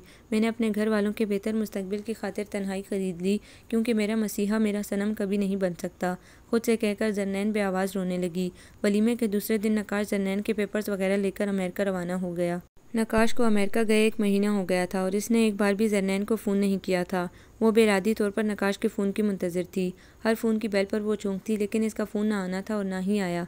एक दिन अम्मा मुतफ़क्कर होकर जरनैन से बोली, जरनैन बेटा, नकाश का फ़ोन नहीं आया, तुम 5 दिन से यहाँ हो। हाँ अम्मा, वो दरअसल वहाँ बिज़नेस के सिलसिले में कुछ मसरूफ़ है ना, इसलिए 5 दिन पहले ही ससुराल में फ़ोन आया था इनका। वो अम्मा से आंखें मिलाए बगैर बोली। भला अम्मा से वो झूठ कब बोलती थी? फिर एक हफ्ता भरपूर अंदाज में गुजर कर वो फिर सोने के पिंजरे में आकर कैद हो गई। शुमाई किस्मत, उसी दिन नकाश का फ़ोन आ गया। Honey darling, are you fine? मैंने तुम्हारे पेपर्स जमा करवा दिए हैं, तुम जल्दी यहाँ आ जाओगी। नकाश वही बेपरवाह अंदाज में बोला, फिर इधर उधर की थोड़ी बहुत बातें करके खटाक से फ़ोन रख दिया। जरनैन न जाने क्यों गुमसुम सी खड़ी की खड़ी रह गई। न इसने जरनैन को कहा कि आई मिस यू डार्लिंग, न ये कहा कि मैं जल्दी तुम्हारे पास आऊँगा, और ना कोई शौक और शंग जुमला इसकी समातों की नज़र किया, जिसे सुनकर इसके दिल की धड़कनें बेकाबू हो जाती। नकाश, तुम कैसे इंसान हो? वो इंतहाई दुखी होकर खुद से बोली। तकरीबन 1.5 माह बाद नकाश अमेरिका से वापस आया तो जरनैन के लिए इसके अंदाज में किसी किस्म की बेकरारी या शौक नहीं था। वो हमेशा की तरह मखसूस अंदाज में इससे मिला। अलबत्ता मामू ने इसे डांटा, ये कहकर कि शादी के फ़ौरन बाद तुम जरनैन को अकेला क्यों छोड़ गए? डैड, मैं जरनैन के काम से ही गया था, अब तो आ गया हूँ ना। वो डाइनिंग टेबल पर बैठा अपनी प्लेट में चावल निकालते हुए बोला। ओके, मैं तुम्हारी बात मान लेता हूँ, मगर अब तुम मेरी बेटी को हनीमून पर लेके जाओगे, अंडरस्टैंड? मामू की बात पर जरनैन बुरी तरह सटपटा गई, जबकि नकाश बिल्कुल नॉर्मल रहा। अलबत्ता मुमानी के चेहरे पर नागवारी के असरात वाज़िह देखे जा सकते थे। ओके डैड, जैसे आपका हुक्म, मगर मुझे परसों मनीला मीटिंग के लिए जाना है और नेक्स्ट वीक मुझे ऑस्ट्रेलिया जाना है। वो अपना प्रोग्राम बताते हुए बोला तो मामू ने सर हिलाकर कहा, ठीक है, मैं जरनैन की मनीला की टिकट कंफर्म करवा देता हूँ, तुम जरनैन को भी साथ ले जाओ। मामू के इस फैसले पर जरनैन तजब्जुब का शिकार हो गई। मनीला पहुंचकर नकाश जरनैन को शंग्रीला होटल के VIP रूम में छोड़कर मीटिंग के सिलसिले में चला गया और रात गए तक वापस आया। 3 दिन नकाश का यही मामूल रहा। जरनैन इंतहाई खामोशी से यहाँ होटल के बंद कमरे में वक्त गुजार रही थी। इसकी वाहिद तफरीक कमरे की वो खिड़की थी जिसे वो बाहर खुशबाश बेफिक्रे लोगों के चेहरे को देखा करती थी। खाना रूम सर्विस खाने के औकात में सर्व कर जाता था। चौथे दिन जब नकाश को वक्त मिला तो इससे जरनैन की तन्हाई का एहसास हुआ। Oh honey, I am really sorry, तुम यहाँ बहुत बोर हो रही हो ना, चलो आओ आज हम शॉपिंग पर चलते हैं। ये कहकर वो उसे शॉपिंग सेंटर ले गया और 5वें दिन वो इसे वहाँ के बीच पर ले आया। न जाने क्यों जरनैन को ऐसा लग रहा था कि नकाश इंतहाई नॉर्मल अंदाज में इसे घुमा रहा था, जैसे वो सर पर पड़ी कोई ड्यूटी भुगत रहा हो। हनीमून से आने के बाद ज़िंदगी दोबारा अपने ढब पर आ गई। नकाश ऑस्ट्रेलिया चला गया और मामू हमेशा की तरह अपने बिजनेस में मसरूफ़ रहे। मुमानी से शाज़ो नादर ही बात किया करती थी। वो पसमुर्दा सी पूरे घर में किसी तनहा रूह की तरह चकराती फिरती थी। जब बहुत दिल घबराता था तो ड्राइवर के हमरा बहुत सी चीज़ों से लदी फंदी अम्मा के घर चली जाती, लेकिन वहाँ भी इसके वहशी दिल को करार न आता। न जाने इसे किस चीज़ की तलाश थी। नकाश ने मिशल और दुआ का एडमिशन शहर के बेहतरीन कॉलेज में करा दिया था। घर के हालात भी रफ्ता रफ्ता सुधरने लगे थे। अम्मा तो नकाश से एक पैसा भी लेना नहीं चाहती थी, लेकिन नकाश ने इन्हें अपनी जान की कसम देकर खामोश करा दिया था। नकाश को गए 3 माह हो चले थे। और इस अरसे में शायद 3 बार ही नकाश का फ़ोन आया था। इस दफ़ा का बिज़नेस टूर खासा लंबा हो चला था। फिर एक उदास सी शाम में वो चला आया। हेलो हनी डियर, कैसी हो? वो अपने मखसूस लहजे में बोलता जरनैन को इतना अच्छा लगा कि इसका दिल चाहा कि नकाश के गले लग जाए, लेकिन इसने ऐसा करने से खुद को बमुश्किल रोका। अचानक एक तल्ख सोच इसके जहन से टकराई थी कि वो सिर्फ इसका कागजी शौहर है। नकाश आप अचानक वो अपनी खुशी पर बमुश्किल काबू पाकर फ़कत इतना ही बोली, यस माय डियर हनी, और एक और खुशखबरी, तुम्हारे पेपर्स आ गए हैं और मैंने तुम्हारा एडमिशन शिकागो की डिपॉल यूनिवर्सिटी में करा दिया है। अब तुम वहाँ से MBA करोगी। वाकई क्या ये सच है? वो बेयकीनी से बोली तो नकाश करीब आकर इसका कान खींचते हुए बोला, यस हनी। ये कहकर जरनैन को मुजस्मा बनाकर वो अंदर चला गया। वो कितने अरसे से जिस चीज़ को ढूंढ रही थी, जिस चीज़ की कमी महसूस कर रही थी, वो नकाश का लम्स था जो आज वो इससे बख्श गया था। कराची एयरपोर्ट पर सभी इसे छोड़ने आए थे सिवाय मुमानी के। नीलम बाजी, इनके बच्चे, जरनैन के सब घर वाले, जिनकी आंखें जरनैन की जुदाई के एहसास से बार बार नम हुई जा रही थीं। खुद जरनैन के दिल की हालत भी बेपनाह बोझल हो रही थी। अपने से दूरी का एहसास इसे बेतहाशा उदास कर रहा था। फ्लाइट टेक ऑफ कर चुकी थी। वो अपनी सीट पर आंखें मूंदे बैठी थी। इस पल इसका दिल चाह रहा था कि वो फूट फूट कर रोना शुरू कर दे, जबकि इसके बराबर में बैठा इसका शरीके सफ़र गमसार मैगजीन पढ़ने में मसरूफ़ था, बावजूद कोशिश के इसके बंद पलकों से 2 मोती निकल ही आए। इसी पल नकाश इसकी जानिब मुतवज्जा हुआ था। Oh come on honey, be brave, कमज़ोर लड़कियों की तरह आंसू मत बहाओ, बहादुर बनो। तुम्हें बहुत आगे जाना है। ये आंसू तुम्हें कभी आगे बढ़ने नहीं देंगे। मुझे ये आंसू बहुत बुरे लगते हैं, इंसान को कहीं का नहीं छोड़ते। नकाश इंतहाई सपाट अंदाज में बोला तो न जाने क्यों जरनैन को नकाश की बात इंतहाई बुरी लगी। इसने बेदर्दी से अपने आंसुओं को रगड़ डाला। नकाश अपनी बात कहकर दोबारा मैगजीन में गुम हो गया, लेकिन जरनैन एक बार फिर बेचैनी और इज़्तिराब के समंदर में गोताज़न हो गई। नकाश, ये आंसू ही तो हैं जो मेरी तन्हाई की बेवफा साथी हैं, एक ऐसी हमदर्द सहेली की तरह जो मेरे दुख में फ़ौरन निकल आते हैं। अगर इनसे नाता तोड़ बैठूंगी तो मैं जीऊँगी कैसे?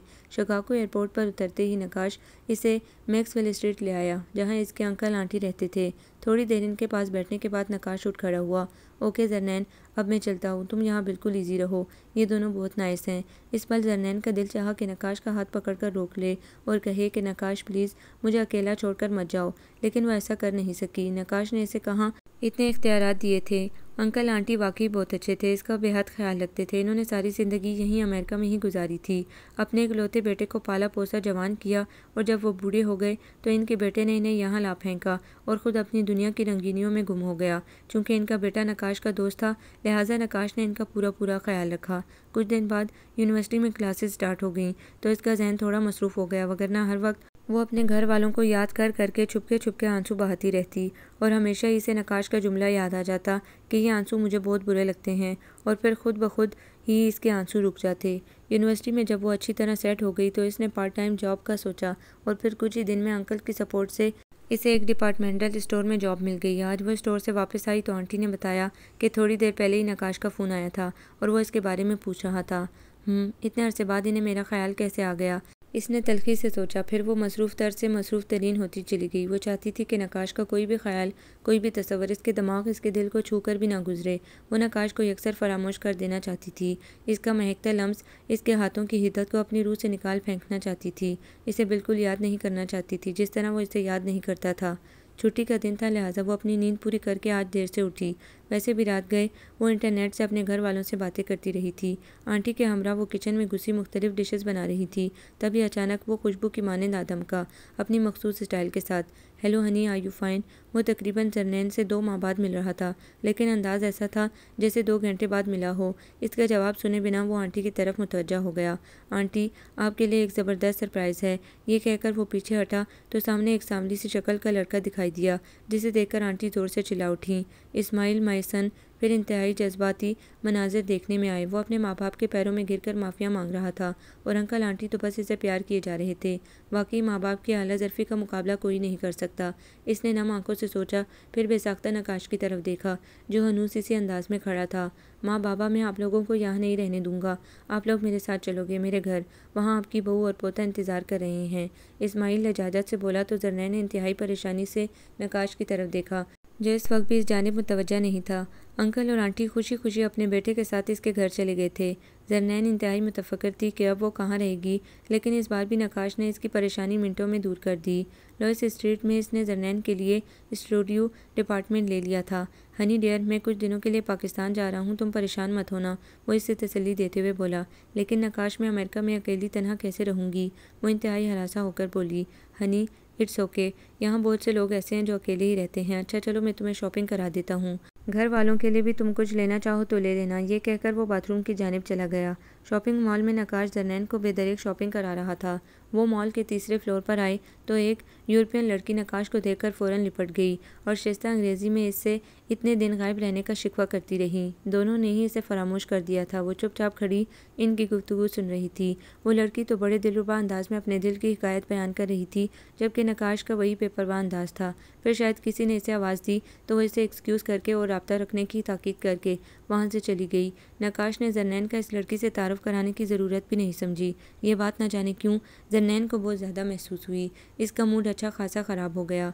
स्टूडियो अपार्टमेंट में आकर जरनैन और ज़्यादा उदास हो गई। तन्हाई अच्छी चीज़ है क्योंकि ये आपको आगाही फराम करती है, आपकी खूबियों और खामियों का अदराक करती है, लेकिन हद से ज़्यादा तन्हाई एक स्लो पॉइजन की मानंद होती है जो दिमाग की तरह अंदर ही अंदर चाट कर हमें खोखला कर देती है, हमें ज़हनी और जिस्मानी तौर पर बिल्कुल मफलूज कर देती है। और यही कुछ जरनैन के साथ हो रहा था। वो फितरतन मिलनसार लड़की थी, किसी बात पर बेतहाशा हंसे जाना और ऊंचे ऊंचे कहके लगाना इसका खासा था। लेकिन जब अब्बा बीमार हुए तो इसकी सारी शोखी, सारी जिंदादिली न जाने कहाँ छुप गई थी। लेकिन अंदर से हल्ला गुल्ला करने वाली लड़की अभी भी जिंदा थी। वो अभी माँ और मिशेल और दुआ से बात करके फारिग हुई थी और अकेले अपार्टमेंट में ज़ोर शोर से रो रही थी। मिशेल का बहुत अच्छा रिश्ता आया था और वो लोग जल्द शादी करना चाह रहे थे, जबकि नकाश ने अम्मा से कह दिया था कि वो फ़ौरन मिशेल की शादी कर दें क्योंकि रिश्ता बहुत अच्छा था। शादी का सारा खर्चा नकाश ने उठाने को कहा था। जरनैन का बेतहाशा दिल चाह रहा था कि वो भी पाकिस्तान जाए और मिशेल को दुल्हन बना देखे, लेकिन सेमेस्टर की वजह से वो जाने से कासिर थी। वो पाकिस्तान जाने के लिए तड़प रही थी। इसकी कैफियत उस परिंदे की मानंद हो रही थी जिसके पर काट कर इसे पिंजरे में डाल दिया हो। रोते रोते न जाने वो कब सो गई। इसका सेमेस्टर अब ख़त्म ही होने वाला था और जरनैन की खुशी का कोई ठिकाना नहीं था। वो जल्द अज जल्द अपने मुल्क, अपने देश, अपने वतन जाना चाहती थी, जो इसकी धरती माँ थी, जहाँ सब इसके अपने थे, जहाँ इसकी जड़ें थी, इसकी बुनियादें थीं। और वहाँ जाने के खुशकुन ख्याल से वो जैसे हवाओं में उड़ रही थी। आखिरी पेपर वाले दिन नकाश ने कहा था कि वो इसके अपार्टमेंट आएगा और वो दोनों मिलकर डिनर करेंगे। यूनिवर्सिटी से आते ही इसने किचन संभाला और अनवाओ अक़साम के खाने पकाने में लग गई। शाम को नहाकर इसने अपना सबसे अच्छा सूट पहना और हल्का फुल्का मेकअप करके वो मोह इंतज़ार हो गई। घड़ी की सुइयां अपने मखसूस वक्त से आगे बढ़ती रहीं, लेकिन नकाश अभी तक नहीं आया। इंतज़ार करते करते काफ़ी वक्त बीत गया, लेकिन नकाश उनूस गायब था। रफ्ता रफ्ता बेबसी और बेचारगी ने इसे आन घेरा तो आंखों में तवातर से आंसू उतर आए। तुम एक संग दिल और बेहिस इंसान हो नकाश, तुम्हारे सीने में दिल नहीं पत्थर है। ये कहकर वो रोने लगी। न जाने यूं ही आंसू बहाते कितना वक्त बीत गया। जब थक कर वो खुद ही चुप हुई तो नकाश को फ़ोन करने का ख्याल आया। इसने मोबाइल का नंबर मिलाया तो दूसरी जानिब निस्वानी आवाज़ ने इसे सरतापा सुलगा दिया। नकाश कहाँ हैं? वो इंग्लिश में बोली। वो यहाँ नहीं है। इस लड़की का जवाब सुनकर जरनैन ने टेलीफोन ज़ोर से पटक दिया और एक बार फिर ज़ारो कतार रोने लगी। मान डोरबेल बजी तो वो ज़ोर से चौंकी। डोरबेल मुतवादर बजे जा रही थी। इसने अपने आंसू हथेली से रगड़े और अपना हुलिया दुरुस्त करके दरवाज़ा खोला तो सामने ही वो दुश्मन जान डिनर सूट पहने, खुशबुओं में बसा, हाथ में ताज़ा फूलों का बुके और एक डब्बा थामे से सख्त इश्तियाल से दो चार कर गया। ये वक्त है आपके आने का, वो लफ्ज़ चबा चबा कर बोली। सारा मेकअप आंसुओं से धुल गया था, बाल भी बेतरतीब से हो गए थे। Oh I am sorry honey, actually Stella, भाड़ में गई स्टेला, मैं यहाँ आपका शाम से इंतज़ार कर रही हूँ और आप, ये कहकर वो मुंह छुपाकर ज़ोर ज़ोर से रोने लगी। ओह गॉड हनी, वो बुके और डिब्बा जल्दी से टेबल पर रखकर इसकी जानिब लपका और इसके दोनों हाथों को अपने हाथों में लेकर इसे खामोश कराने की गर्ज से बोला, आई am really very sorry Honey जान, प्लीज़ अपने आंसू मत बहाओ। नकाश के लहजे में आज कुछ नया, कुछ खास ज़रूर था, लेकिन जरनैन ने इंतहाई गुस्से में बिल्कुल नोट नहीं किया। वो नकाश के हाथों को झटक कर चिढ़कर बोली, क्योंकि आपको आंसू तो बहुत बुरे लगते हैं ना? हाँ, लेकिन तुम्हारी इन खूबसूरत और झील जैसी आंखों में। नकाश इंतहाई खास लहजे में बोला तो जरनैन बुरी तरह चौंकी।